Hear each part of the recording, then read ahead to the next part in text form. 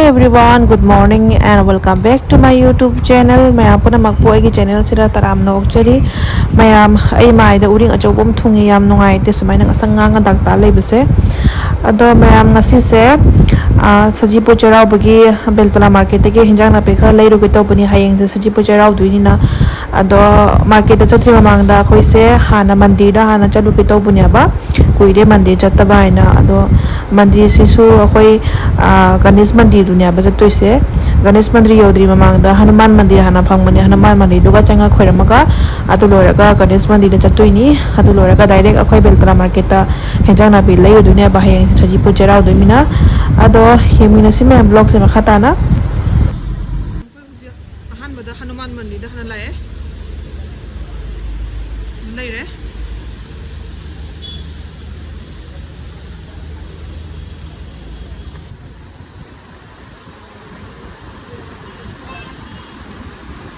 लाए हरो खा लाई हिगे दिया थे लौरो दिया लौरो दिया दुटा दे दियो दी फुल केटामान दे दिबो जबा नारजी दुटा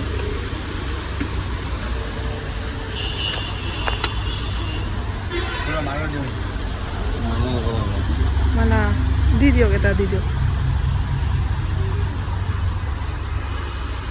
दी कई लाउनी ताते फुल दिसे ने फुल दिन केटामान दे दिबो तीनटाई दे दियो नारिकल दी दियो एटा दी दियो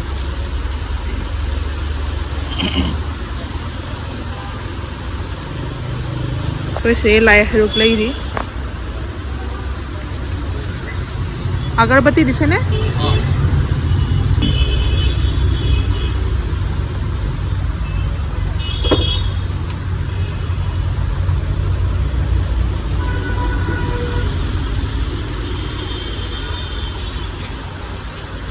Tairen pumhay man. Tairen pumhay. Lay ka law laga.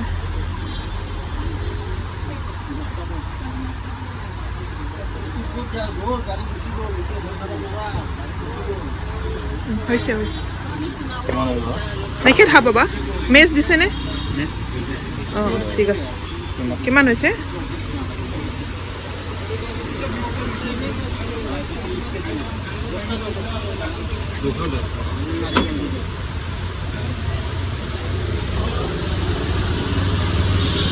चल रहे में हम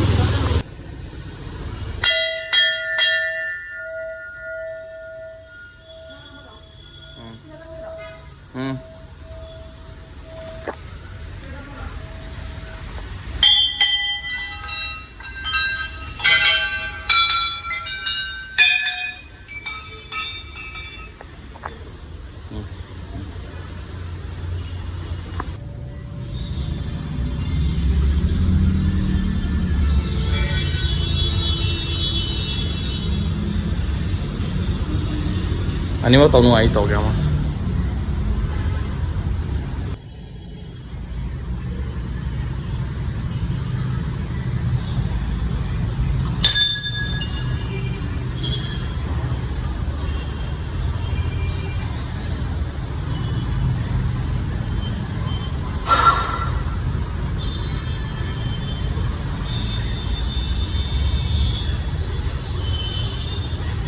कुछ तो लाइक करे मुरे पंडित से जेंग लई रे नोने खंती मैम से क्या जाम हो लाइन लाइन तन हाँ नहीं जाम ना मोटलब मनी ऐसे मंदिर से हो जी फदना नान थमे ना रा हो जी क्लीन तो थम्या बा से लई रे को खरम लो रे बस साची पीरे से लई रे अखोई मथक ते जप मी सिने लंगथरई बा कोइन म्याम मथक ते गिने लेप लेपगा लंगथरई बा कोइन खरम लो रे म्याम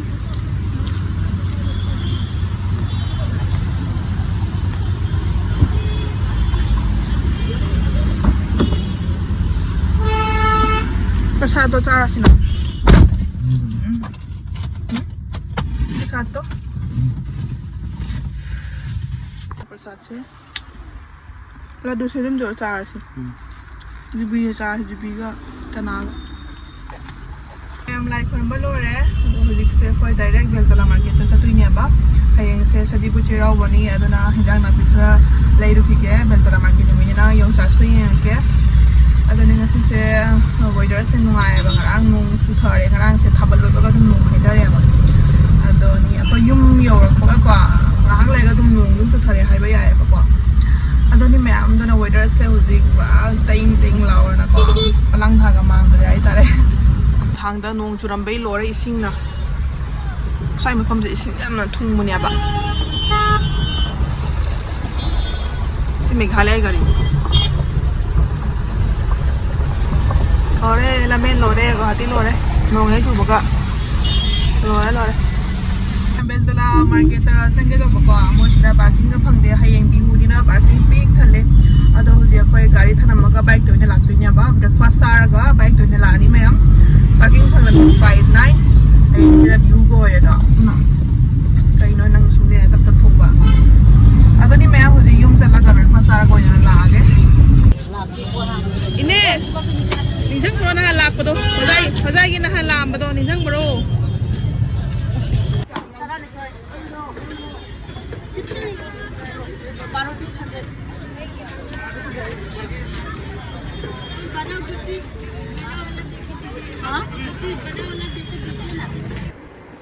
अदो मैम योंगचाक जो खर लौरे येनम लौरे तो निंग होक लौरे हयेंग सिंजू की नैना अदो असी इने से होजाई की नेबा ए सिदे दम लौरे बा बेलतला मार्केट चत खुदिंगे योंगचाक का लौनिंग बता सु सिदे दम लौरे अदो सि घी मोरक से सु मनम नुसिबनि सि घी मोरक से अदो कुन की ने तरु खक तौरे बा अदो दम लौसले असि सु दम सि लौरे कुन की तरु घी मोरक से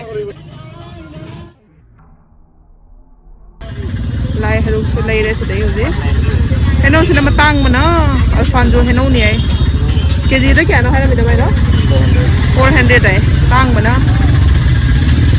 हर लौरे लाई ने ना सोय दबी को से स्ट्रॉबेरी जो हाव न माल ये कितना है भैया 120 strawberry 120 cunning bra ma'am yum you're ngasi बाजार दे लेरकपा हिंजा नापी मैम से सिदा लेरे को हेंग मथिल तौना बा चही अमा गिनि आइना अदो सी योंगचाक सिदा लेरे सी योंगचाक से चाम लहौरिया बने तरानी थोइनी सिदा लेरे से सरों सिगा सिंजुई मजल खरा सु यावरे सिदा लेरे सदना चही अमा की सदना चौब से हावबनी अदोनी मैम पुले सु लेरे सिदा लेरे अदो ए युम जौरबनिना ब्लॉग से मतंग सिदा इलोसन मा तौरगे ma'am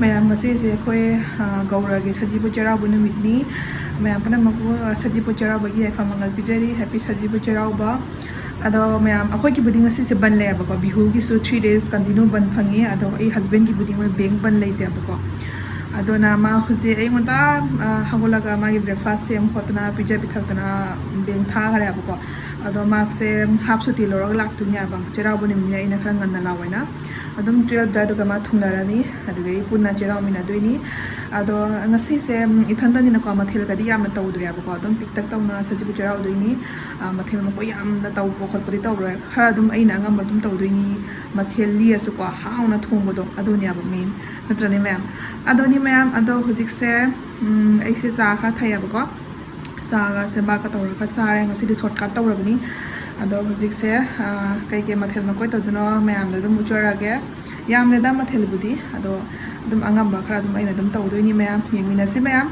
ai se da loi puna ma dining table se da puna ma tho thamba bne abko sem ga nyaira hinjana pi ma'am se ado mathang mathang tawna dum uchara ke ma'am yemina se se da leire ko sina hoen ngan doinya ba se aina sinju se ai husband to yam pam de dana ne macha bandha koi macha ma lerak paina adugai ti sina yong sak leire sajana se ina hawai da hap na bane lerak punya ba sina pulei ga alu iron ke tawini mayam sina khamen sina ngom na bani adugai ti sina ni mana khabi se ngau ge na ko na phindi leire ado hujigai sem sana tawrage mayam na tri thengrani ado मैं हुजिक से सजना से मिगे सजना से हवाई थोंगबदा हापतुइना बा अचौबी सजना अहावबी सजना दुनिया बा अदो हनक सजीबो चेराबो सेसु ममा पापा याउद्रे बा मो यावरम तारे ते के नुंगाइगदबनी फैमिली लोइ सुदबसे नुंदी याम नुंगाइते अदो मोय सिलचर दम यावरनी अदुना इबानी दम पिकतक तौना दम सही अमगी तौदबा यादबनी ना को चेरावबसे दम मथेल मकोय खा दम तौरगा इबानी दम चेराव मिनरनी मयाम लेरे मैम सजना का योंचा का हवाई दा हाब नबका रोगर थुम दा हाब तोइनाबा सिदा लेरे फगना साम कोना लोरबनी हजिgai हवाई थोंदोरगे मैम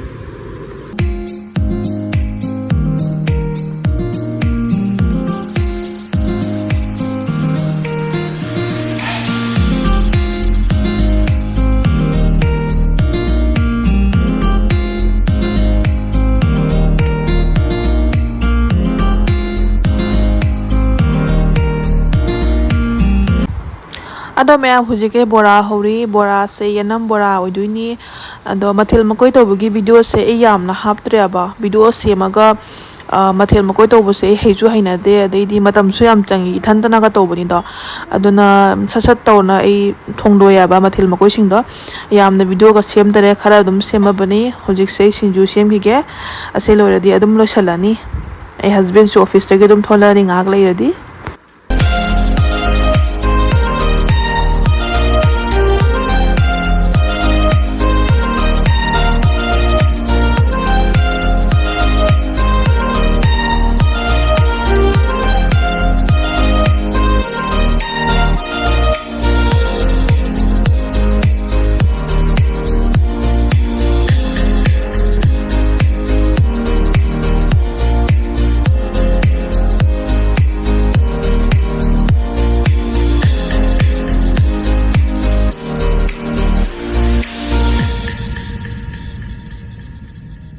मैम हुजी मथल मकोय तौना लोसले चही अमगिना अदो लाइरा थारापो खतोपदुदी ए तवरोबको सिलचर दम ममा दम तवनी अखोय सिरे दम खोयरमबनी अदो लाइरुपुदी कदलेबा अदो चही अमगिना नाइना दम मथल खा तवरे ए हस्बैंड सु थोकले याय मंगसी सेमा पुंग बावर सोकने हैरमिनाबा अदो थबु किनमनिना ngamre aduna half suti loraga dum 130 pulise 130 tare ma huji थोकले याय ऑफिस तगी अदो पुंग अनि दाइ दगदी मा युम यौरानी अबको अदो मथेल से आइबदी खजी खजी तौना तौबने अबको इबानी तनीना को सानिंगाय मिसु लेतबनिना खजी खजी तौना मथेल से अदुम याम भोकरे आइ तारे याम बा आइबदी इबानी की तमतदी याम या आइ तारे अबको अदो मयाम द दम चरके बिगे अथुम बसो म तौरी मयाम आइना मसी से अदो इमिना सिमयाम उलागे को हजिगै खीर होबसु लोरे सुदा लेरे खीर से इन खीर से खरा याहन गए ना को थुंबदा खीर से लेरे हौबा लोइजरे हवदा माले मैम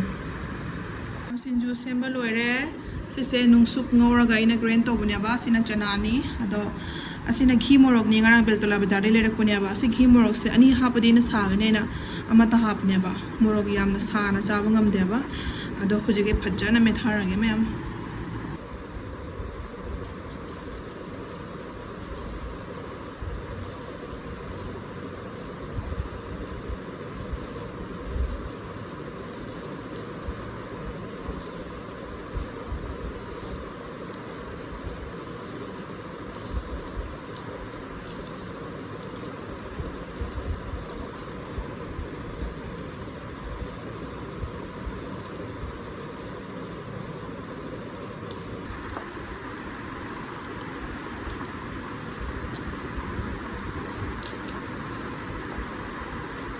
ꯁꯤꯒꯤ ꯃꯊꯦꯜꯁꯤꯗ ꯂꯩꯖꯔꯦ ꯁꯤꯗ ꯂꯩꯔꯦ ꯑꯊꯨꯝꯕꯁꯦ ꯍꯥꯟꯅ ꯎꯠꯂꯒꯦꯀꯣ ꯈꯤꯔꯁꯦ ꯁꯤꯁꯦ ꯍꯥꯎꯒꯗ ꯃꯥꯜꯂꯦ ꯃꯌꯥꯝ ꯈꯤꯔꯁꯦ ꯄꯥꯄꯔ ꯂꯩꯔꯦ ꯀꯥꯡꯉꯧꯁꯤꯅ ꯃꯤꯛꯁ ꯀꯥꯡꯉꯧꯅꯦꯕ ꯂꯣꯏ ꯄꯨꯔꯥ ꯃꯤꯛꯁ ꯇꯧꯔ ꯉꯧꯔꯕꯅꯤ ꯁꯤꯅ ꯃꯅꯥ ꯉꯧꯕ ꯑꯈꯥꯕ ꯑꯃ ꯌꯥꯎꯗ ꯌꯥꯗꯦꯅꯀꯣ ꯁꯖꯤꯕꯨ ꯆꯩꯔꯥꯎꯕꯗ ꯑꯗꯨꯅ ꯌꯥꯎꯍꯜꯂꯤꯅꯤ ꯁꯤꯅ ꯊꯕꯤ ꯂꯩꯔꯦ ꯌꯦꯅꯝ ꯕꯣꯔꯥ ꯅꯥꯀꯨꯞꯄꯤ ꯕꯣꯔꯥꯅꯤ ꯁꯤꯁꯦ ꯃꯌꯥꯝ ꯑꯁꯤꯅ ꯄꯣꯇꯣꯔ ꯉꯧꯕ ꯁꯤꯅ ꯑꯉꯥꯟꯕꯅꯤ ꯃꯥꯏꯔꯦꯟ ꯑꯉꯥꯟꯕ ꯁꯤꯡꯖꯨꯁꯤꯗ ꯂꯩꯔꯦ ꯁꯤꯡꯖꯨꯁꯤꯗ ꯃꯁꯛ ꯐꯖꯔꯦ ꯎꯇꯤ ꯂꯩꯔꯦ ꯁꯒꯣꯜ ꯍꯋꯥꯏ ꯍꯋꯥꯏꯁꯦ ꯃꯌꯥꯝ ꯁꯗꯅꯥ ꯍꯥꯞꯄꯒ ꯌꯣꯡꯆꯥꯛ ꯍꯥꯞꯄꯒ ꯊꯣꯡꯕꯅꯦꯕ ꯑꯁꯤꯅ ꯔꯣꯍꯣꯔ ꯊꯣꯡꯕꯅꯤ ꯍꯋꯥꯏ ꯑꯁꯤꯁꯨ ꯌꯣꯡꯆꯥꯛꯒ ꯁꯖꯅꯥꯒ ꯍꯥꯞꯄꯦ ꯑꯗꯩ ꯁꯤꯅ ꯏꯔꯣꯟꯕꯁꯤꯅ ꯄꯨꯂꯩ ꯑꯂꯨ ꯑꯗꯨꯗꯩꯗꯤ ꯌꯣꯡꯆꯥꯛ ꯍꯥꯞꯄꯒ ꯏꯔꯣꯟꯕꯅꯦꯕ ꯇꯣꯃꯦꯇꯣꯁꯨ ꯍꯥꯞꯄꯦ ꯃꯌꯥꯝ ꯁꯤꯗ ꯂꯩꯔꯦꯀꯣ ꯉꯁꯤꯒꯤ ꯃꯊꯦꯜꯁꯦ ꯁꯤꯅꯤ ꯃꯌꯥꯝ ꯍꯧꯖꯤꯛꯁꯦ ꯆꯥꯅꯕ ꯇꯧꯔꯒꯦ ꯑꯩ ꯍꯁꯕꯦꯟꯁꯨ ꯂꯥꯛꯑꯦꯕ ꯑꯣꯐꯤꯁꯇꯒꯤ ꯑꯗꯨꯅ ꯍꯧꯖꯤꯛ ꯑꯩ ꯆꯥꯅꯕ ꯇꯧꯔꯒꯦ ꯃꯌꯥꯝ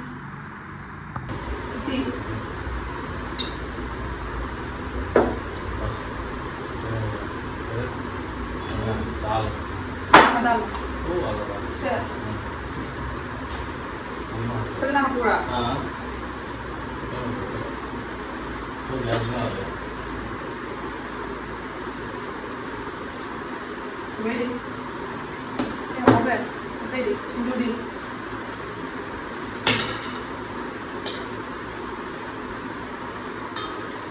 Sinjudi saya mau apa dah? Kau timur apa? Ni ni jom. Apa? Ini kau nak cakap apa? सब्जी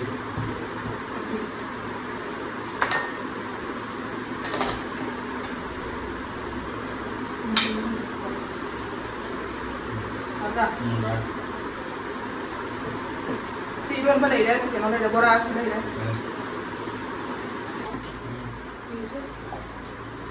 Ma'am, kalau dia cakap apa tahu lagi? Nanti cakap apa ya? Ini berasa. Malak pengayaran berapa? Mama kita jauh ya. Nanti sudah nanti saru pun berapa? Cakap berapa?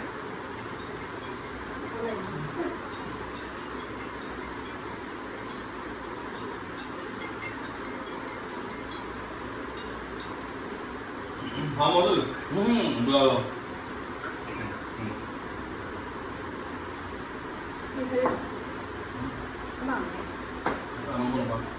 Ma'am, मुझे ऐसा चाह बता रहे हैं husband चक्कर करे बा अगर मतलब मैं मुझसे लड़ा ले रहा है पुनः हम पूरी चाप ना मौका इन नाम तुम चाप याद नहीं बा खजी कुछ लड़ा का गुस्सा दे ये सेम ना तुम भी में बा ना क्या पोगे दे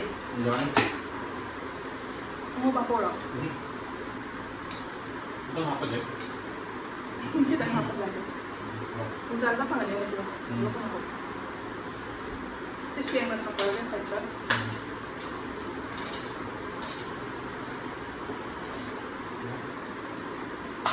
bola apa ini bola lo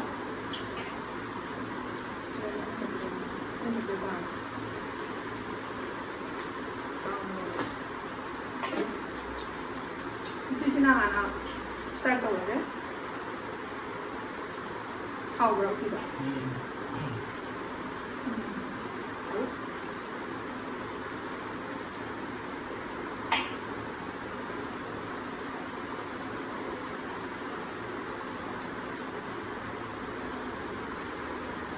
Ini mau pilih mana dulu lagi tak? Tidak. Mau tambah lagi sate? Tak. Ini mau orang musik ya.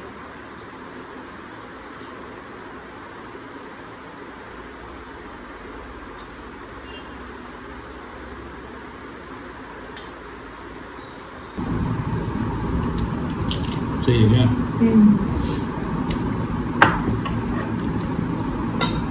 Ini tu puhau. Thamma Ini. Ini tak loh itu. Udah nunggu puhau mana macam. Tahu tak? Udah nama sih. Front camera ada nama mini macam. Udah nama. Oina anak sabam balang ni apa? Ado oina anak banati macam. Oina anak banati. Oina anak sabam banati hai ni besi. Oina anak sabam banati. Kudiet anak sabam ni apa? Ado front camera ada nama di. Mirror ini flak punya apa?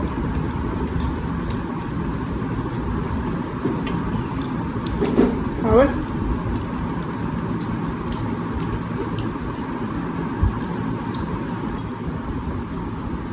ꯑꯆꯧꯕꯗꯤ ꯈꯨꯍꯥꯎ ꯑꯃꯅꯤ ꯍꯋꯥꯏꯗ ꯍꯥꯞꯄ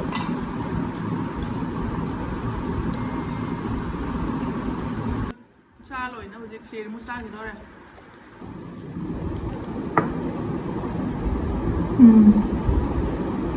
ꯍꯥꯎꯔꯤ ꯃꯌꯥꯝ ꯑꯁꯦꯡꯕꯒꯤ ꯍꯥꯎꯔꯤ ꯃꯌꯥꯝ ꯑꯗꯣ ꯃꯌꯥꯝ ꯉꯁꯤ ꯁꯖꯤꯕꯨ ꯆꯩꯔꯥꯎꯕꯒꯤ ꯕ꯭ꯂꯣꯒꯁꯦ ꯈꯤꯔ ꯆꯥꯔꯒ ꯑꯣꯏꯅ ꯂꯣꯏꯁꯤꯜꯂꯒꯦ ꯑꯩ ꯅꯦꯛꯁ ꯕ꯭ꯂꯣꯒꯗ ꯌꯥꯝ ꯌꯥꯡꯅ ꯊꯦꯡꯅꯔꯁꯤ ꯑꯅꯧꯕ ꯕ꯭ꯂꯣꯒ ꯑꯃ ꯄꯨꯔꯒ ꯂꯥꯛꯆꯔꯒꯦ ꯃꯌꯥꯝ ꯑꯗꯣ ꯕ꯭ꯂꯣꯒꯁꯦ ꯌꯦꯡꯕ ꯂꯣꯏꯔꯒ ꯑꯅꯧꯕ ꯏꯆꯤꯟ ꯏꯅꯥꯎ ꯂꯥꯛꯄ ꯇꯥꯔꯗꯤ ꯑꯩꯒꯤ ꯆꯦꯅꯦꯜꯁꯤꯕꯨ ꯁꯣꯏꯗꯅ ꯁꯕꯁꯀ꯭ꯔꯥꯏꯕ ꯇꯧꯕꯤꯔꯝꯃꯣ ꯃꯌꯥꯝ ꯑꯗꯣ ꯀꯃꯦꯟꯁꯨ ꯇꯧꯕꯤꯔꯝꯃꯣ Happy Sajibu Cheiraoba once again. Khir charag loisalage. Bye.